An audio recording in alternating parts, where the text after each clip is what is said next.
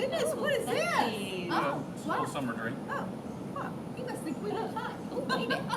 Well, hi everyone. Today we're at Dalton Golf and Country Club. and we're going to have a great time today, a great show. Yeah. What are we going to learn today? We are going to get some great tips on entertaining. We're going to learn Easy entertaining, too. Easy, that's Yep. true. Easy entertaining, and how to pair our wine with our food. That's right. And compliments here today at the Dalton Golf and Country Club. So, hey, here's the Dalton Golf and Country Club. Amen. Hey, all right. All right. We'll be right back with you today on Southern Sassy. Well, hi everyone. I'm Judy Elliott, I'm Jane Marie Wilson. and welcome to Southern. Sassy. And we have a great show planned for you. Our special guest today is Stephanie Sparks, who is the event coordinator and the assistant manager of the Dalton Golf and Country Club. And a big shout out, right, Dalton Jane Golf Marie? and Country Club. Yeah, baby. That's right. Woo! We have got a great show put together and coordinated by our own Daphne. And Daphne, tell us a little bit about what we're going to be doing today. So today we're going to be talking about how to plan your own cocktail party, doing the proper wine pairings. The new in thing is pairing craft beers with food. So really just kind of bringing in the perfect mash between the two of them. Okay. All right. Do you like craft beer over wine?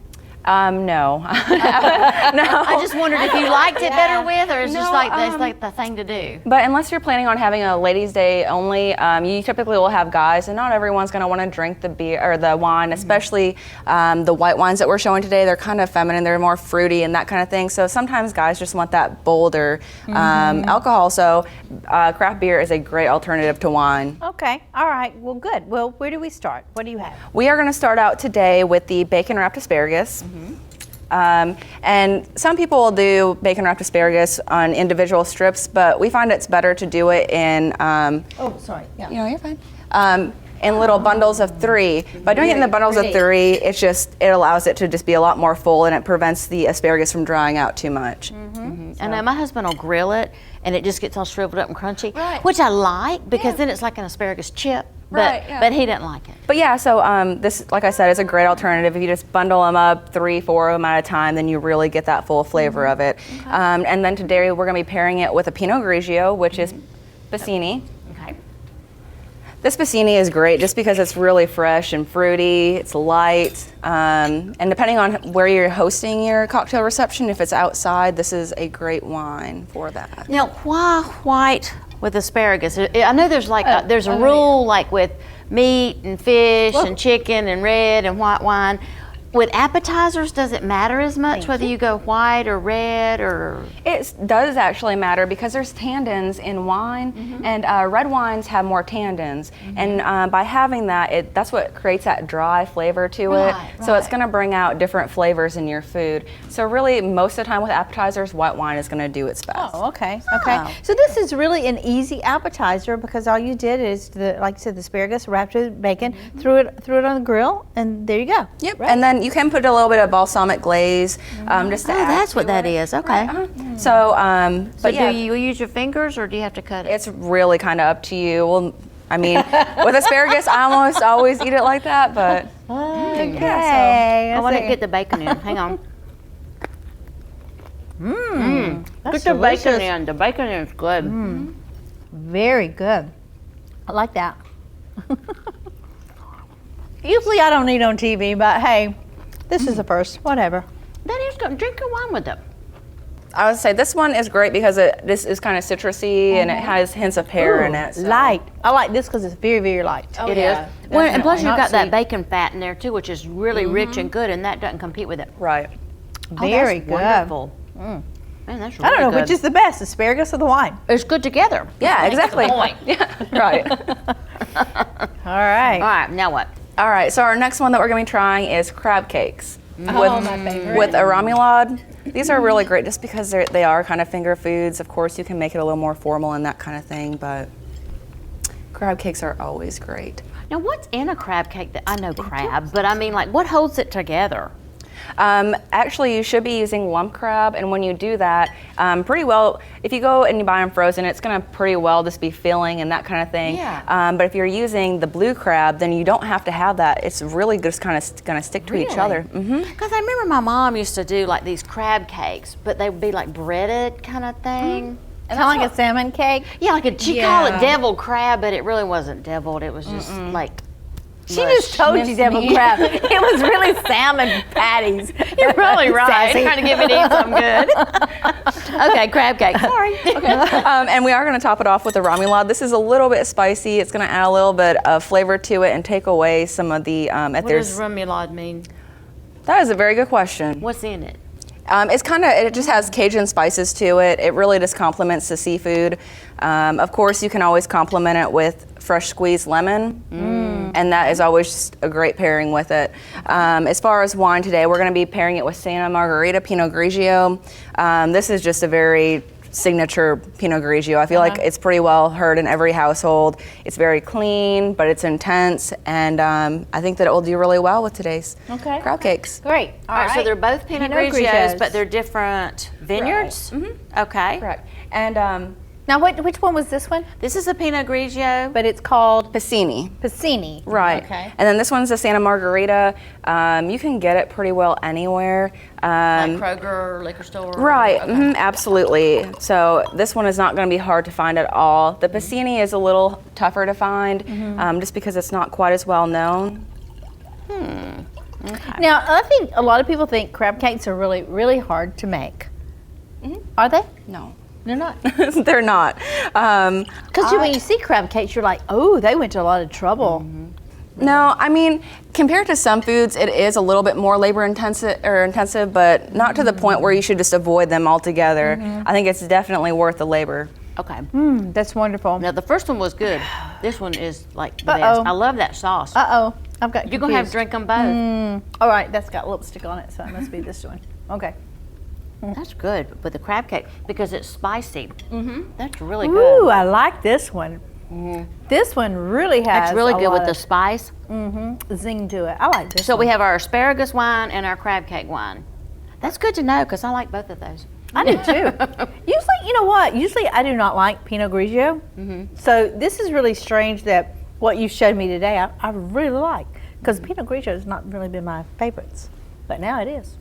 It should, I mean, really, as long as you're open to trying different wines, you're always going to find one that you like. I personally prefer red wines. I don't care for white wine at all. However, if you have the right pairing and the right flavor profile, it'll pair so good that you won't care whether it's white or red. So Well, I'm curious about the beers. Now, I've always done the wine and the beer, so I the don't know wine about and the beers. appetizers. So I don't know about let's beers. see how this beer thing Do you works. like beer, Jane Marie? Yeah. I mean, ya? if it's ice cold, my husband says I drink girl beer. So I want a lime in it or an orange in it. You know? Yeah. And then I might drink one, but I'm more of a wine girl. I like those two wines a lot. Yeah, I do too. Very good. I do too. all right, so now we're going to be going over to some of the different foods that are going to pair well with, and you could even consider these to kind of be a little more manly foods. This is barbecued oysters.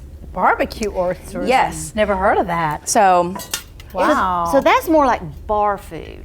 right. Okay. So, barbecue. Bar food. All right, that's really sad. All right, Daphne, what can we, like, hurry up and put something in our mouth? So, I'm sorry. Okay, so we're gonna be pairing it with Southern Juice. This is by Jekyll. It's actually brewed in Georgia in Alpharetta, so it's a local brew beer. We like to do a lot of local beers that are from Georgia. So this one is an IPA, so it is gonna be a little stronger than it's not gonna be like an Michelob Ultra or something like that, or a pale ale. This is gonna have oats and wheats, and really that's gonna make a really nice mash. Is that what gives it the grapefruit flavor? What gives it? It depends on what flavor or what they brew the beer with. There are several different things that you can use. With IPAs, this See, is that smells like grapefruit. right. This would be and a you're gonna, healthy drink, would it not? yeah. I mean, it does have the what'd you say, oats? The oats Yes. with the cholesterol? Oats and wheats. Oh, it smells Okay. good. I was on board until now. I don't know about that one. Hey, I like that. That's very good. And I normally don't like beer. I love the oysters. I'm gonna go back to the wine. Will one of the Pinot Grigios go with the oysters? Okay. Yeah, absolutely. It pairs really well with seafood. But when you smell it, you can really just smell Yeah, how you can robust it really is. So, like I said, a lot of guys they want to do. All right, we got time for one more, Brandon. All right, good. All Brandon right. says one more. So this is gonna be my favorite one. Okay. So What is that? I'm gonna give you one of these. Oh, it looks like a half a chicken. Can we guess what this is? I mean, Frog legs. No, crab cakes. it frog I mean, legs? not crab cakes, crab legs. it is frog legs. South Georgia, baby. Yep. So, Frog legs. Next to fried rattlesnake, this is our favorite. So what do we drink with frog legs? we're pairing it with beer, but really to kind of, some people may not like the natural flavor of frog legs, so I'm gonna just give you a little bit of sweet sauce. And this is just going to kind of complement the frog legs. So feel free to dip those. Wow. There are bones in those, so just be careful. And what we're pairing it with today is actually going to be another Georgia beer. This one's called Sledger Wheat, and it's by Jailhouse. So this one's going to be a touch of tartness, and then it's going to have a lot of body and depth to it. Okay. Oh, frog legs are delicious, by the way. I want to say this one's much lighter. I think this would go better for me. It will still have a lot of body to it, but not nearly as much as this other one right here. Okay, that I can do. That was just more grapefruity for whatever. It was grapefruit. I didn't taste that. This one's lighter. I think that's more my thing is the lighter. Whoa. What do you think about the frog legs? Wow. I don't know about this one. Whew. We have two different reactions to the different beers, but What is this one now? this one is by Jailhouse, and it's Ooh. called Sledger. It's called Sledger Wheat. That's strong. Hey, Jake Marie, you can drink this. Really? That one's good. Really? Okay. And this is a wheat beer, so this one's not going to have the oats and that kind of thing. So Yeah. it will have just a different flavor It profile to it. definitely has a different flavor. Yeah. It's good That's ski boat beer right there. Put it on Yeah. ice. Yeah. Put it on ice. And a ski boat because it'll get hot too fast. That's really good. How do you like the frog I legs? love the frog legs. I love love the the frog sauce especially. That is it's almost like the Japanese hot sauce, you know, or the Chinese hot sauce, Right, the hot yeah. mustard and the soy and the sweet and sour mixed. Yeah, absolutely. Great sauce. Great sauce. So- This is really good. It my is. husband, now see, my husband would like that first one, Judy. He likes Yeah. that. I would, yeah. The IPA. Yeah, that he would likes too. those. Do you like your frog legs? Do you really? Is that what you're eating?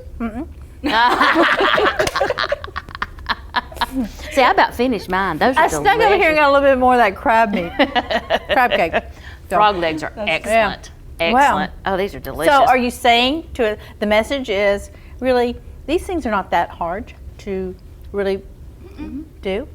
Because mean, people think, oh my goodness, it's too hard. No, don't ever stress about having a cocktail party because it's supposed to be fun. And one of the main things, one of the biggest tips I can give you when hosting a party is not to be stressed because your guests can sense that you're stressed. So the last thing you want is your guests asking if you need help with things. You need help getting this and that. It's like you want them to feel like they're taken care of and they can have a relaxing evening. So really just give yourself enough time to prepare, do your research, and then just have a fun party. Because it really and truly, it's all about having fun. It's not about the clean house and all that. So I read this book one time. It was called "It's Fun to Entertain," and they said like just shove things in the closet. It doesn't matter. Who cares? Just put it in there. Yeah, absolutely. I mean, So if you come to my house at the party, don't open my closet. Don't open the closet. That's the message here. Do not look in my closet. well, this is a great my idea because goodness. our fallback is wine and cheese, and nothing wrong with cheese and crackers, but this tastes a lot that's better. what a lot of people will do is the wine and cheese and that kind of thing. And like you said, it's it great. pairs great. However, these are just a few other ideas to get outside of the box. I That love way, it. it's something original and not something that every other wine party has. Yeah, right. So we can go find recipes for things like the crab meat, like Yeah, crab cakes? absolutely. Just find something simple. Yeah, I mean, do something that you feel comfortable with. Your ingredients. We did. Try it before. Yeah, don't try it the day off. I did that before. It doesn't work. No, don't do that. Emergency catering. Yeah, exactly. Daphne, you got a number? No. All right. Well, we'll be right back with you here with Southern Sassy at the Dalton Golf and Country Club, and we'll see you in just a moment. Well, welcome back again to Southern Sassy. I'm Judy Elliott, I'm Jane Marie Wilson. and we are here with our guest today, Daphne Sparks. and at the Dalton Golf and Country Club. Now, if you never thought that with one of the best places to be is Dalton Golf and Country Club. We are really showing some wonderful dinners and entrees, desserts, but what are we going to be talking about on this part? This is going to be kind of if you want to do a wine pairing dinner. Wine dinners can seem a little bit intimidating, no matter what your age is. I just hosted my first wine party with dinners, and it was actually a lot easier than what I intended for it to be. I was very nervous, but we have some really colorful plates and some wine pairings to go with it. Okay, so what do we have here? I think we have a picture of this, right? Okay, a shot of this we're looking at. So this is? This is the caprese salad. Okay. So really the key to this is just making sure that you have the freshest tomatoes possible. Here we've gone in rotation. We have the yellow and we also have the red tomatoes, which really just make it really just nice to look at. You're gonna have your fresh mozzarella sliced, your red onion, and then a little bit of parsley to add that green to it, and then also the balsamic glaze. You know, this is one of my very favorite salads because it's so light. Yeah. I love it. I love tomatoes, fresh tomatoes. Like you say, especially if you got a good tomato, it is delicious. And then for the wine pairing, we're gonna be pairing it with a Fritz Zimmer Peace Porter, and this is a Riesling, so it's gonna be very light, refreshing. And it just, almost any salad it's going to pair really well with. Okay. Oh yeah. So we're still into the white wines here, right? Right, and really with a salad, you almost always will want to go with white because salads, they aren't very flavorful. Well, they can be, but for the most part, you just want it to be light and refreshing. You don't want it to be too heavy since it's the first. So kind of like the hors d'oeuvre, you know, you just kind of want to keep it light and fresh and accent it. Okay. Right. That's cool. Very good. I love that wine. How about you, Sassy? Oh gosh, this is right up my alley. I love a Riesling in the summer just because it's sweet and like she said, it's crisp and cold. Absolutely. And, Okay. Awesome. Wonderful. Okay. I know we're moving a little bit fast, but That's all right. Okay, so for our second course, we have lobster tails that are grilled, herb butter, broccoli crowns, mashed potatoes, and then beef tenderloin. yuck. I mean, do you think, honestly, do you think you could get this in Dalton? I mean, when you think about it, it's like, oh, well, we can Man, go to, I there's could no eat need to go every bit of that. outside of Dalton. Every bit of that. I mean, really. Oh, And I mean, you can just see how easy it is for me to cut through this. And usually with our fillets, you really don't even have to use an actual steak knife. You should be able to cut through a fillet with an actual butter knife. So what I'm gonna do is I'm gonna give you a piece of this and I'm gonna let you just cut through it yourself just so you can see just how tender it is. Okay. And I really think you're gonna enjoy this. And it's very important oh my gosh. not to overcook your tenderloin. Look, oh my gosh. I always think I have to have a steak knife. Nope. No. If you have the right kind of tenderloin, you will never have to have a steak knife. Well, now can you drink the same wine with steak as lobster since it's seafood? Well, what we are pairing with it today is a Pinot Noir. A Pinot Noir is really great because you can pair it with beef or you can do seafood, which not a whole lot of wines really pair with both of them, but Pinot Noir is excellent at that. So, and then That is so good. and broccoli is one of those things where it can be very bland, and I know that we like to add cheese and kind of make it a cheesy broccoli casserole thing. But all you really have to do is add a little bit of herb butter, and it's just phenomenal. So this is, and it's a red? Yes, this is the Pinot Noir Elk Cove, and this is a really great wine. It's actually one of my favorite ones. Which is the correct wine? This is going to be the correct one. Okay. You want to drink your red wine out of Smaller wine glasses? right. Okay. Okay. Sorry, I'm jumping ahead. No, you're fine. Ooh. Very nice. Interesting. All right, 30 seconds left on this segment. So what else did we not cover? Oh, the cream potato, the potatoes. What kind of potatoes were those? Those are shallot potatoes. They're pretty well mashed potatoes, but they have just a little more flavor to them. It's going to add that extra oomph compared to your basic mashed potatoes. I love this red wine. Oh, it's great. Yeah, absolutely. Okay, well, we have to take a break. But Okay. when we come back, we're going to be doing the dessert, right? Right, absolutely. Okay, all right, we'll be back again here on Southern Sassy. Hey, we're glad you're joining us back here on Southern Sassy. And we have our last thing on the menu is our dessert, right? Dalton Golf and Country Club. Here with us is Daphne Sparks. And what do you have for us here on the dessert? Today we have our creme brulee, and then we like to top it off with some cream and berries. And then, of course, if you want to get really fancy, you can look up some tutorials as to how to make your fruit look like flowers. So it's just a nice little touch. How pretty. And then, of course, we're going to be pairing it with our wine. Now, did So- you make that? She made this. That was like a flower. Look at Her that. It's team, a strawberry. the team at the Dalton. Yes, the Country team Club. made it. I did not make it. They are making you look really good, sister. Oh, whoa. Opening. I wasn't expecting To drive by. So we have Campo Viejo. We have Campo Viejo as our featured wine, and one thing that you can do to really kind of just step it up a little bit is by putting a fresh berry in the bottom of your champagne flute. Pretty. How pretty. This is going to be You started early. this is an Creme brulee. awesome My dessert favorite wine. dessert ever in the whole yeah. wide world. All right. Whole wide world. Let's try it. Let's try it. Let's try it. Creme brulee. Great food you can find at Dalton Love that Golf and crunch Country on Club. top. Love it. Oh, we should have started with this. I'm good. We should have started with this. Hey, okay. All right, guys. Hey, it's been so nice to be out here with you. Thank you so much, you and the team at the Dalton Golf and Country Club. Well, thank you for having us. We've really enjoyed it. Yeah, thank you again. Hey, to Southern Sassy and Dalton Golf and Country Club. Thank you very much. Y'all have a great day. See you next time.